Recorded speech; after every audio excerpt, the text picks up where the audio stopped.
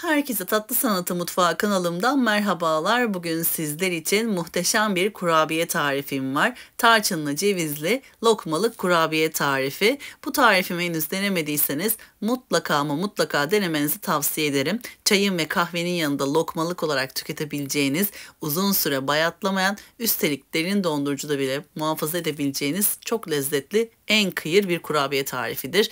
Fazla vakit harcamadan hemen tarifime başlayalım. Öncelikle uygun bir kabımızın içerisine 1 çay bardağı sıvı yağımızı ekleyelim. 1 adet yumurtanın akını ekleyelim. 150 gram tereyağımızı ekleyelim. 1 su bardağı toz halinde çekilmiş cevizimizi ekleyelim. Eğer iri çekilmiş seviyorsanız iri çekilmiş olarak da cevizinizi hazırlayabilirsiniz. 1 çay kaşığı dolusu tarçın ekleyelim. 1 çay bardağı dolusu pudra şekeri ekleyelim. Kullanmış olduğum çay bardağı ölçüm 125 mililitredir. 1 paket vanilya ekliyorum ve 1 paket hamur kabartma tozu ekliyorum. Öncelikle 3 su bardağı un ekliyorum. Daha sonra yarım su bardağı daha ekleyeceğim. Toplamda 3,5 su bardağı un eklemiş oldum. Şu anda eklemiş olduğum 3 su bardağı unla güzelce hamurumu yoğuruyorum, karıştırıyorum.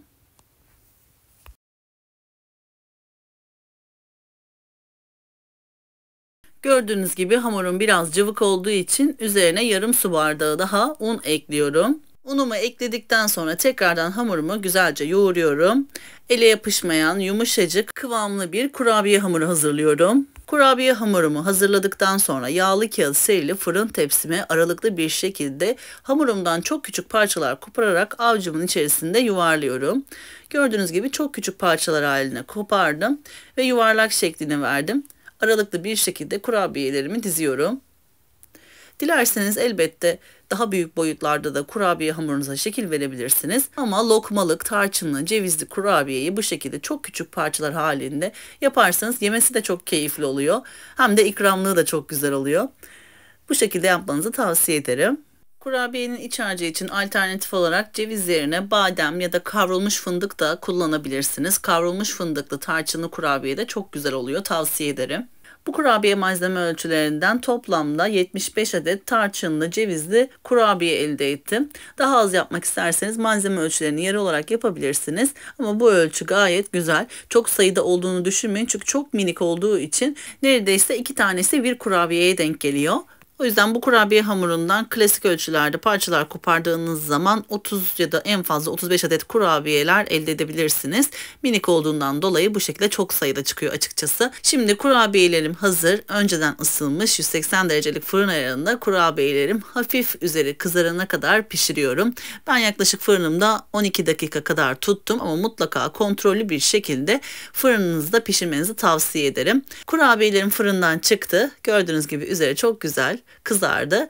Hemen ilk sıcaklığı geçtikten sonra tarçınlı pudra şekerli karışımı buluyorum.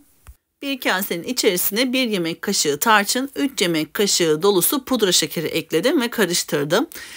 Bu şekilde kurabiyelerimin her tarafını pudra şekerli karışımı buluyorum.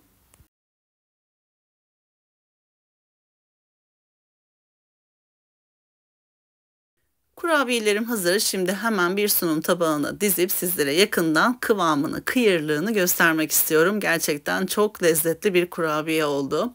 Kime servis ettiysem, kime ikram ettiysem tarifini istedi.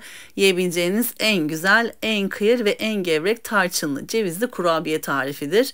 Şimdi iç dokusunu görünce bana hak vereceksiniz. Sizler kurabiyenin iç dokusunu, kıvamını izlerken ben de sizler için küçük bir hatırlatmada bulunmak istiyorum. YouTube kanalıma henüz abone olmadıysanız YouTube kanalıma abone olmayı, paylaştığım videolarıma beğeni bırakmayı lütfen unutmayınız. Gün aşırı yepyeni tarifleri kanalımda paylaşıyorum. Anında haberdar olabilmek için bildirim zilini lütfen açınız. Böylelikle yepyeni tariflerimi anında görmüş olacaksınız.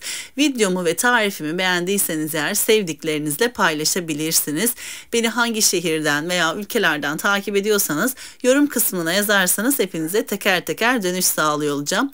Görüntüden anlaşıldığı üzere kurabiyenin iç dokusu da kıyır kıyır tam ağızda dağılan kurabiye tarifidir. Böylelikle bir tarifimin daha sonuna geldik. Beni buraya kadar izlediğiniz için ve destekleriniz için hepinize çok teşekkür ediyorum. Bir sonraki tarifimde tekrardan sizlerle görüşmek üzere. O zamana kadar kendinize çok iyi bakın. Hoşça kalın.